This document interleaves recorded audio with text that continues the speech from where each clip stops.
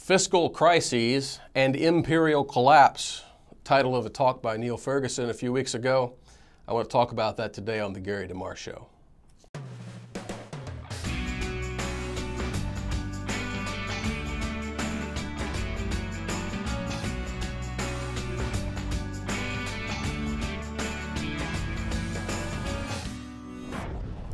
Hello and welcome again to the Gary DeMar Show. I'm Joel McDurmon, filling in for Gary once again. Hopefully Gary will be back on Thursday. We look forward to his return. I want to talk today about a very important talk given by a world-renowned fiscal and financial historian, Neil Ferguson, May 13th, 2010, done at the 9th Annual Niarchos Lecture for the Niarchos Foundation. As I said yesterday, this is a Greek-centered philanthropic organization dealing with international economics and international affairs.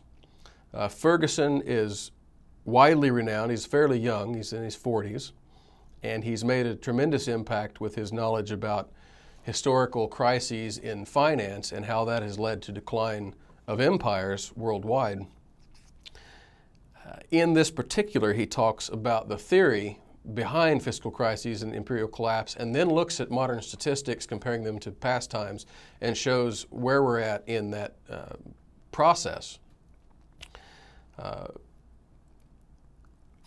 Very important is the fact that he talks about debt to GDP ratios. Now, there's some graphs involved with this that will show you that he showed during his talk, which I think are very important.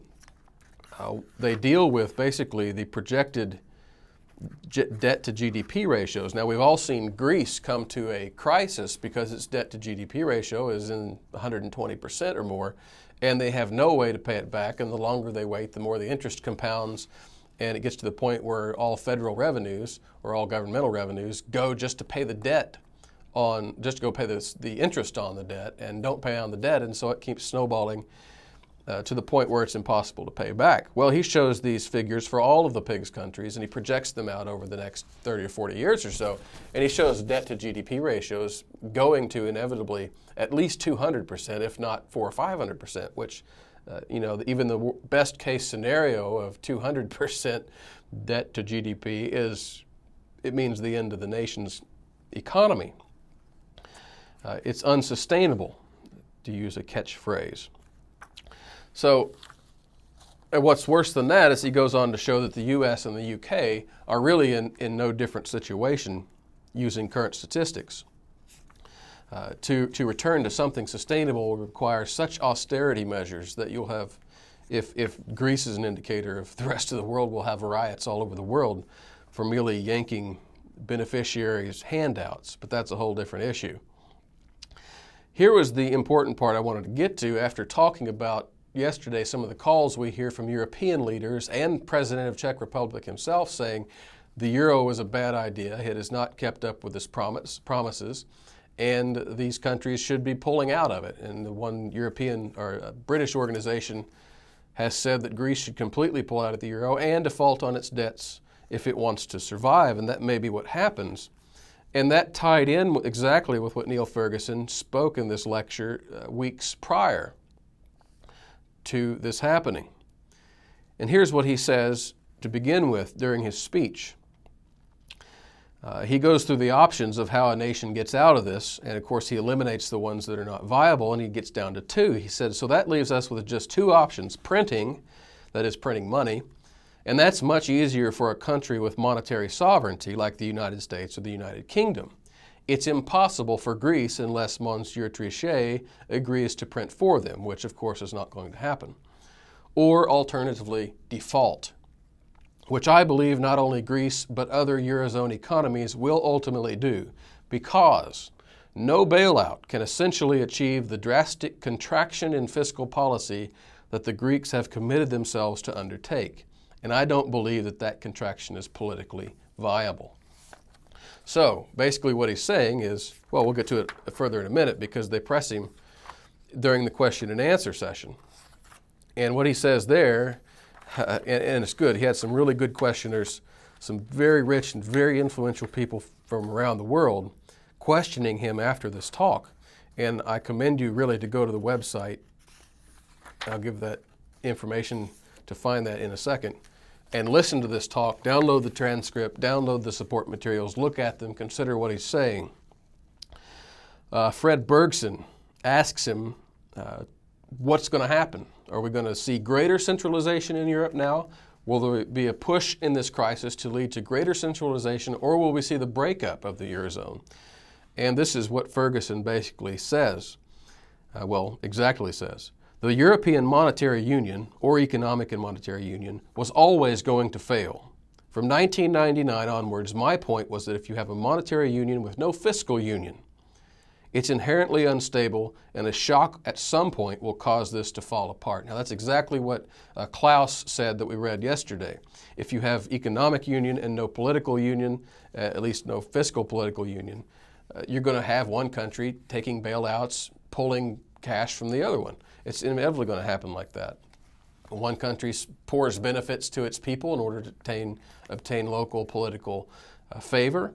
And of course, those debts pile up, and then the other nations who are fiscally responsible to some degree have to bail them out. That's just the way it's going to happen. So any union based on that system is bound to fall apart. Ferguson continues, we've now had that shock, and it's become very clear that there is no mechanism for wealth transfers from the rich to the poor, from the relatively indebted to the hugely indebted. We had to invent a mechanism practically over the weekend, and I don't think that mechanism is critical. Here's the important part. My sense is that if one were to go after the pain of getting the Lisbon Treaty through, go back to European voters and say, guess what? We have a new treaty. And this treaty is a treaty to create the United States of Europe. Yeah, it's going to be a federal system, folks. That means there will be transfers from Germany to Greece. Not just occasionally when times get tough, but every year. And Ferguson says, I think the voters will just say no. I don't think it has a snowball's chance of, you know where, of passing through national parliaments. I don't think in particular the will is there in Germany to bankroll the rest of Europe indefinitely. In other words, it ain't going to happen. Greater centralization is not going to happen as long as the people realize what's happening. And in today's age, with information spreading, with more people aware of what central banking is, with more people aware of what happens when their hard work is confiscated by other people, they're not going to let it pass through. And it will have, even if it's a treaty, it will have to pass through national parliaments. So unless there's some serious tyranny involved, this will never happen. Now, never count out serious tyranny when you're working with central banks and large governments. But if the people have just a little bit of say in it, if the rioting in Greece is any indication of local political power from the bottom up, you will see governments cave to that will. Why won't Germany go for it? I think the German people know what Ferguson said next. Long ago, it seems long ago now, he wrote a piece, blah, blah, blah. If you added up all the net budgetary contributions that Germany had made to the other members of the European Union, ever since the process began with the Treaty of Rome, if you added it all up to the late 1980s, it came to almost exactly the same nominal amount Germany had been asked to pay under the Treaty of Versailles, that is, Versailles, for war reparations. So Germany, in fact, paid its reparations after World War II. It's just that we call them net budgetary contributions to the European Union. He goes on to talk at length on many other topics. That is very important. Germany's paid its dues, so to speak, not only in helping out poor nations, but in basically paying all of its war reparations through socialistic schemes. And he believes the German people know that and will not let their parliament pass another measure like that commits them to it indefinitely.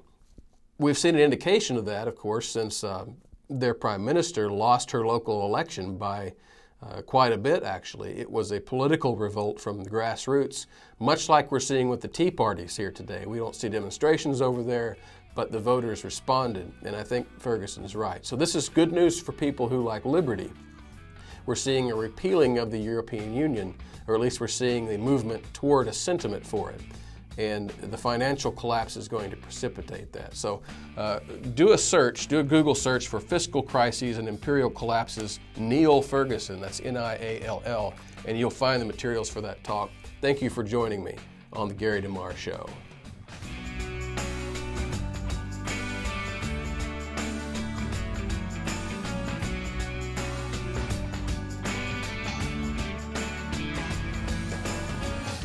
For more related to this topic, check out Protecting Your Wealth from Liberal Fallacies, featuring Joel McDurmon. You will find it at AmericanVision.com.